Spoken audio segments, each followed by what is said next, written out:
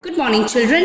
Now today we come to the next subtopic in the lesson, metals and non-metals, and that is extracting metals towards the top of the activity series.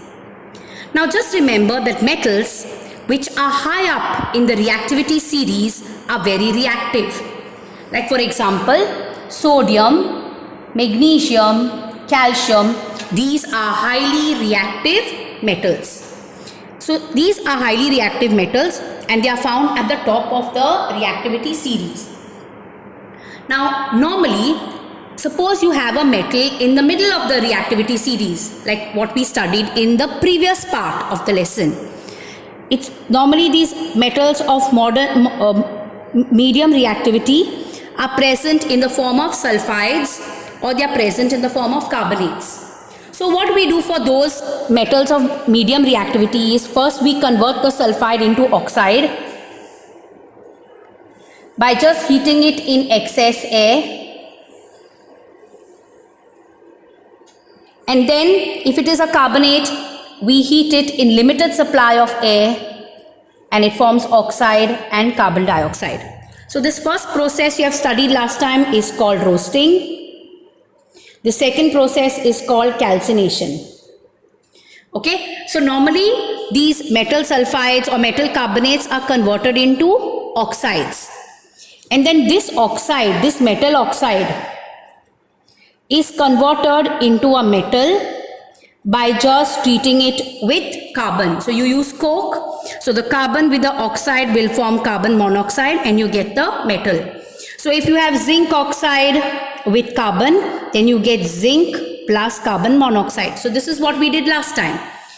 Now this is done for metals in the middle of the activity series. Now this process of heating the metal oxide with carbon cannot be done for metals which are at the top of the reactivity series, because these metals have more affinity for oxygen than for carbon.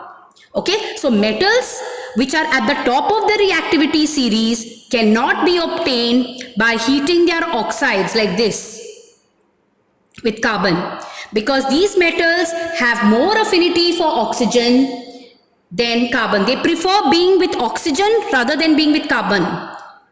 So how do we get these metals from their compounds?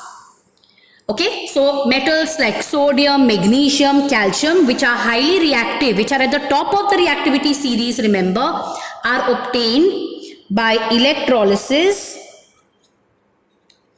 of their molten chlorides.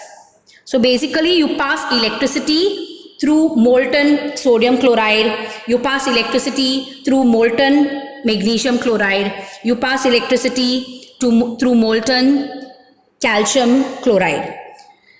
Is that clear to all of you? So when you pass electricity, suppose you have sodium chloride, it is seen that when you pass electricity, this sodium being positively charged goes and gets deposited on the negative electrode, which is called the cathode, and this chloride which is this sodium which is positively charged goes and gets deposited on the negative electrode, which is called the cathode, and this chloride which is negatively charged goes and gets deposited on the positive electrode, which is called the anode. Is that clear? So remember that metals which are at the top of the reactivity series are highly reactive. Okay, you cannot get the metal by heating its oxide with carbon, because these metals have more affinity for oxygen than for carbon. So to get the metal from its compound, to get these metals high up in the activity series from their compounds, what we do is we carry out electrolysis. We pass electricity through their molten chlorides. So you pass electricity through molten sodium chloride, you pass electricity through molten magnesium chloride, and you pass electricity through calcium chloride.